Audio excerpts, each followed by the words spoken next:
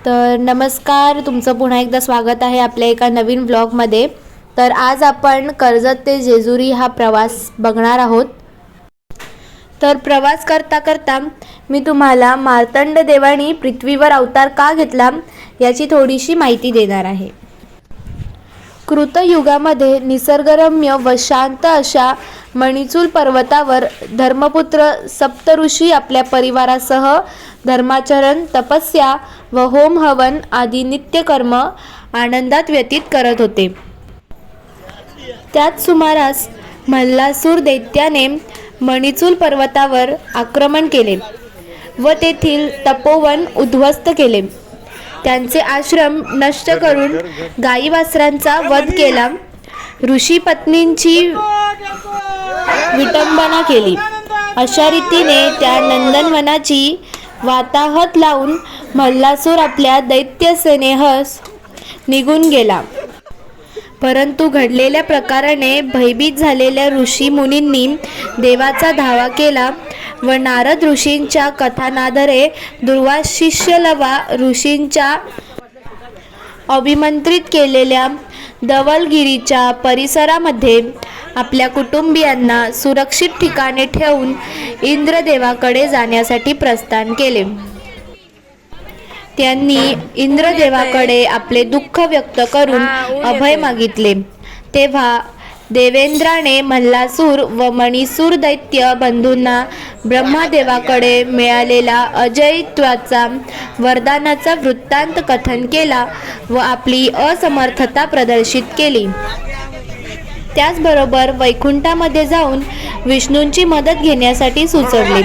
दुर्दैवाने विष्णूंकडूनही नकार मिळाला। त्यानंतर धर्म ऋषी कैलासावर भगवान शंकर महादेवाची मदत घेण्यासाठी पोहोचले।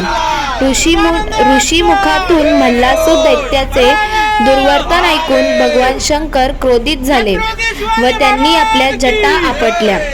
त्याबरोबर त्या ऊर्जेतून एक महामारी उत्पन्न झाली। तिला ऋषी मुनींनी घृत अर्थात तूप पाजून शांत केले, म्हणून तिचे नाव घृतमारी असे पडले। मणिमल्ल दैत्यांचा संहार करण्यासाठी सूर्यासारखे तेजस्वी आणि भीतिदायक असे मार्तंड भैरवाचे रूप धारण केले।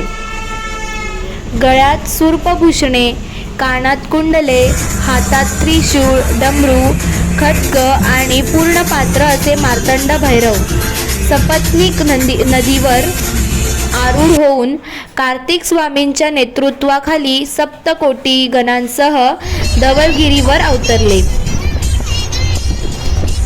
या ठिकाणी सैन्याची व्यवस्था लावून युद्धासाठी प्रस्थान ठेवले, म्हणून हा परिसर प्रतिष्ठित म्हणून ओळखला जाऊ लागला।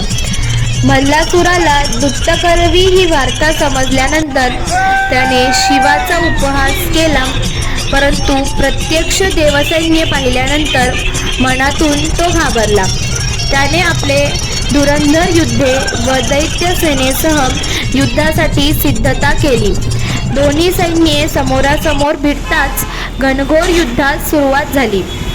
मार्तंड भैरवाच्या देवसेनेने राक्षसांची आघाडीची फळी कापून काढताच मल्लासुराने खडगदुष्ट नामक दैत्याला युद्धासाठी धाडले। कार्तिक स्वामीने त्याचा पराभव करून त्याला ठार केले। त्यानंतर येणाऱ्या प्रत्येक दैत्याचा संहार देवसेनेकडून केला गेला। यामध्ये उल्लकामुखांचा श्री गणेशाने तर कुंतलोमाचा महानंदीने पराभव करून त्यांना ठार केले।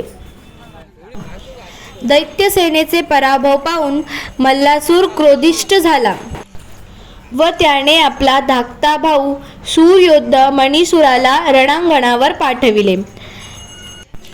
त्यांचा संहार करण्यासाठी मार्तंड भैरव स्वतः युद्धासाठी सज्ज झाले। सुरुवातीच्या घणाघाती युद्धानंतर मार्तंड भैरवाने त्रिशूल व खड्ग आदी शस्त्रांनी त्याला घायाळ करून जमिनीवर पाडले। त्याच्या मस्तकावर पाय देऊन त्याला चिरडणार तोच मार्तंडाच्या पदस्पर्शाने मणिदैत्याची मती फिरली व त्याने देवस्तुती करून इष्ट वरदान देण्याचे वचन घेतले. प्रभो, तुझे चरणाखाली माझे शिर असावे, तसेच माझे अश्वारूढ रूप तुझे सानिध्यात असावे. मणिसुराच्या भक्तीने संतुष्ट झालेल्या मार्तंड भैरवाने मल्लासुरास जीवदान देण्याचे ठरविले आणि त्यास युद्धापासून परावृत करण्यासाठी श्री विष्णूंना मध्यस्थी करण्यास सांगितले. दुराग्रही व अहंकारी मल्लासूर दैत्याने श्री विष्णूंचा सलोखा मान्य केला आणि या उलट आपल्या प्रचंड सेनेचा व सहकार्यांचा संहार पाहून क्रोधित झालेल्या मल्लासुराने उन्मत्तपणे मार्तंड भैरवास युद्धाचे आवाहन दिले. त्यावर देवसेनेतर्फे घृतमारी युद्धामध्ये उतरली. या महाभयंकर शक्तीने दैत्य सेनेचे सुरुवातीचा तीव्र आवेग कमी केला. त्याचबरोबर मार्तंड भैरव स्वतः युद्धामध्ये उतरले. मल्लसुराशी सर्व शस्त्र व अस्त्रांसह महायुद्ध झाले. बराच वेळ चाललेल्या युद्धामध्ये कोणीही माघार घेत नव्हते. पराक्रमी मल्लासुराने आपले सर्व कौशल्य पणाला लावले, पण त्याचा काही उपयोग झाला नाही. शेवटी मार्तंड भैरवाने खड्ग हाती घेऊन त्याचा घाव वर्मी घातला व मल्लासुराला भूमीवर पाडले. आपला अंतकाळ जवळ आल्याचे पाहून दैत्याने मार्तंड भैरवाचे चरण धरले व देवस्तुती करू लागला. त्याचबरोबर श्रेष्ठ अशी मानसपूजाही आरंभली. या सर्व प्रकाराने मार्तंड भैरव मनी संतोषले व त्याला वरदान मागण्यास सांगितले. यावर तो म्हणाला, हे प्रभू, माझे नाव तुमच्या नावापूर्वी यावे आणि माझे शिर सदैव आपल्या चरणतळी निरंतर असावे.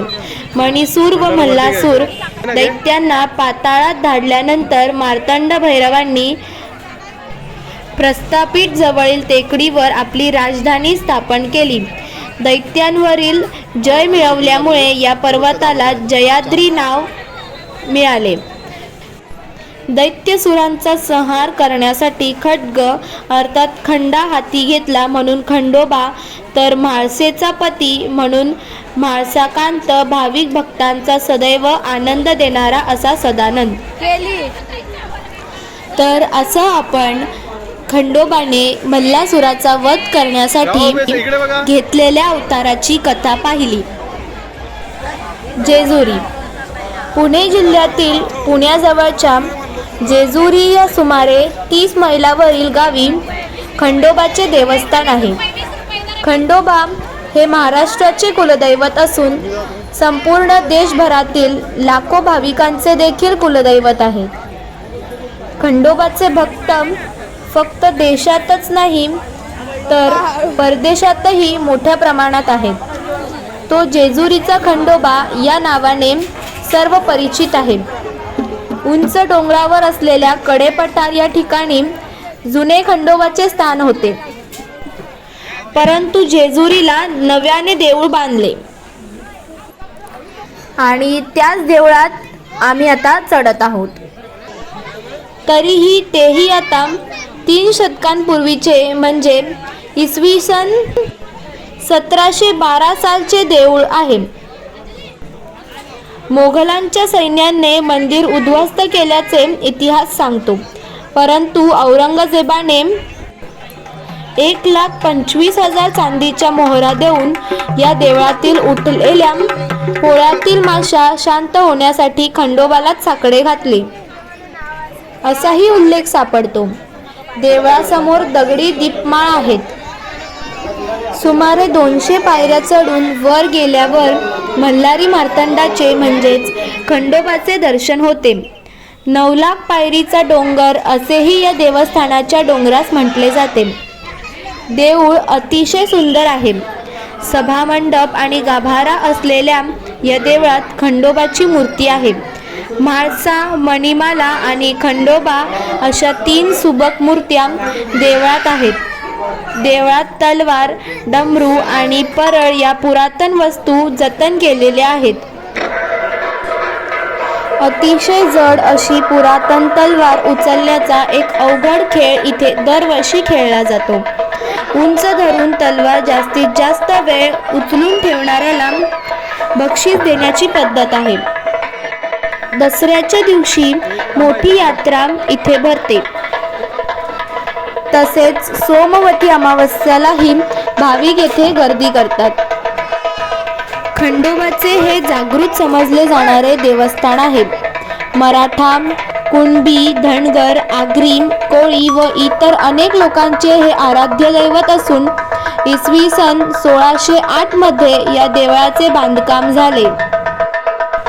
सभामंडप व इतर काम इसवी सन 1637 साली राघव मंबाजी या मराठा सरदाराने केले.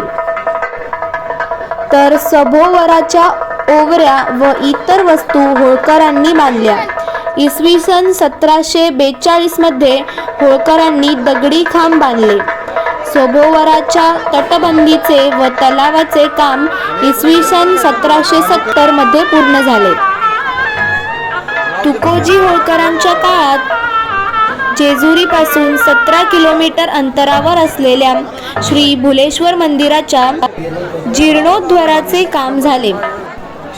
निसर्गाच्या सानिध्यात नैसर्गिक वाटणाऱ्या वास्तुकलेचे जेजुरीच्याच खंडोबाचे देवालय हे उत्तम उदाहरण आहे. खंडोबा हे शिव, भैरव व सूर्य या 3 देवतांचे एकत्रित स्वरूप आहे व म्हणूनच खंडोबाचा उपास रविवार या सूर्याचे वारी करण्यात अपघात असावा. कडेपठारावर सुमारे 300 मीटर उंच डोंगरावर व 5 किलोमीटर अंतरावर मुख्य देऊळ आहे. किल्ला कोटा हे महत्त्वाचे स्थान खाली आहे. तर हा मी तुम्हाला छोटीशी माहिती सांगण्याचा प्रयत्न केलेला आहे. व्हिडिओ आवडल्यास व्हिडिओला लाईक करा, शेअर करा, सबस्क्राईब करा आणि शेअर करायला विसरू नका.